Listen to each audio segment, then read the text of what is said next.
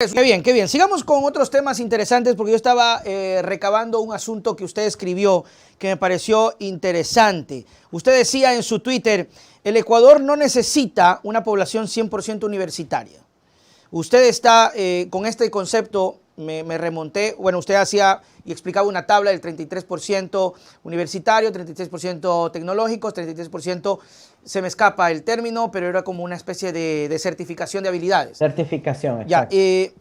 me remontó a las declaraciones de Rivadeneira de la Cenecit cuando decía no hace falta el título. ¿Usted está de acuerdo con eso?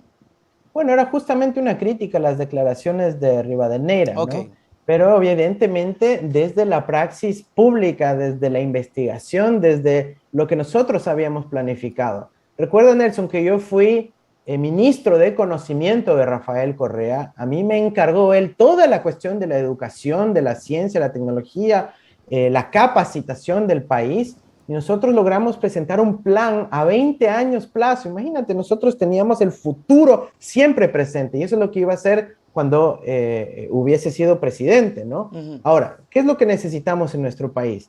Que una parte de la población efectivamente tenga título universitario, tercer, incluso cuarto nivel, pero otra parte que vaya a los institutos tecnológicos porque son buenos conocimientos prácticos, sobre Claro. todo que les sirven en el ámbito operativo, en la industria, en la ingeniería, en los campos petroleros, en la plomería, en la construcción, etcétera, etcétera, en el turismo también. Y hay una porción de la población que lo que necesita es certificación de su talento, de su experiencia de vida. Mira, por ejemplo, para este programa tú tienes ahí seguramente un camarógrafo, un equipo pequeño de producción y algunos de los compañeros quizás nunca sacaron su título de tercer nivel y no lo necesitan Así porque es. aprendieron en la práctica. Entonces ese conocimiento práctico se puede certificar, ¿ya? Y nosotros dejamos armado eso con la CETEC, con el Servicio de Acreditación Ecuatoriana. ¿Para qué? Para que esas certificaciones, una vez que pasen un examen teórico práctico, encuentren su certificado en la página de la Cenecit. Ah, qué Y eso chévere. revaloriza el conocimiento. Entonces, no hay un solo conocimiento válido que es el del título universitario, hay otros conocimientos, pero el Estado tiene que hacer un esfuerzo por reconocer todos aquellos conocimientos y ver cómo les sirva para sostener sus ingresos de su familia, pero también para ir impulsando cada vez mayor conocimiento, tecnología y desarrollo de nuestro país. Hablando del tema de la comunicación, se beneficiaron, yo sí recuerdo muchas personas que eran camarógrafos, tomando el ejemplo, que por ejemplo terminan por la experiencia sabiendo mucho más y que no porque no sea importante, pero creo que la experiencia los validaba, se les dio ese certificado, sí recuerdo.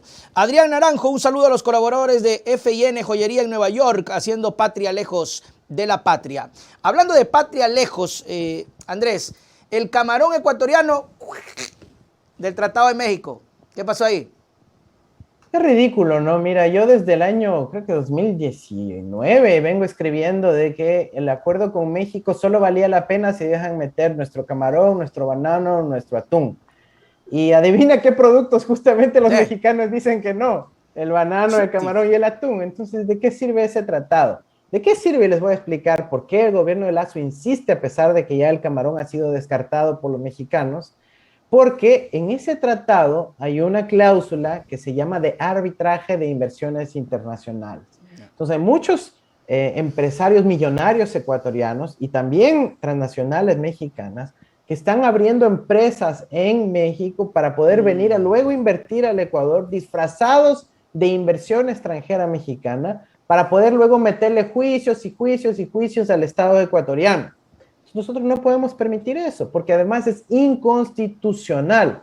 Ese acuerdo no puede ser aprobado porque es inconstitucional, viola el artículo 422 de la Constitución. Pero digamos que se lograba quitar esa partecita del Ya. arbitraje, entonces lo que se necesitaba era que ingrese el camarón, el banano y la pesca del atún ecuatoriano. Si eso no entra, realmente no tiene ningún sentido. El sueldo en México es mucho más bajo que en el Ecuador. Ya tenemos un déficit comercial muy grande entre Ecuador y México, es decir, importamos de México más de lo que el Ecuador exporta a México. Entonces, realmente no tiene mucho sentido entrar en algo así. Ok, Andrés, y para terminar, ¿qué va a pasar con usted en el asunto electoral? Obviamente usted no está en territorio, obviamente la política que está haciendo por estudios y por geografía es a través de este tipo de análisis que me parecen muy acertados y muy chéveres. Pero ¿qué va a pasar con su futuro electoral? ¿Tiene algún planteamiento? ¿Le han dicho algo? ¿O cómo va a quedar Andrés Arauz? Mira, yo he estado alejado de la dirigencia de nuestro movimiento, pero sigo siendo militante, afiliado a la Revolución Ciudadana. Es el proyecto político que necesita nuestro país. Siempre estaré apoyando al progresismo latinoamericano, y en América Latina y en el Ecuador el progresismo está representado por la Revolución Ciudadana, que además ha tenido una gestión sobresaliente en la administración de lo público y en solucionar la vida de la gente. Así que yo estoy ahí militando. No he tenido ofertas de candidaturas y no me interesan ofertas de candidaturas, sobre todo para las seccionales, pero yo estaré sirviendo desde el espacio que esté, desde la academia, desde el servicio público, desde el espacio que me toque en la vida. Yo no he rehuido a responsabilidades políticas en el pasado. Cuando tuve la oportunidad de representar a toda una corriente y a la mayoría de los sectores progresistas en el Ecuador, asumí esa responsabilidad con entereza, con valentía, en un contexto muy jodido, muy fuerte, como recuerdan esa declaración de Roldán que decía, cualquiera que sea el candidato del correísmo irá preso, y luego veremos si es que tiene algún caso judicial.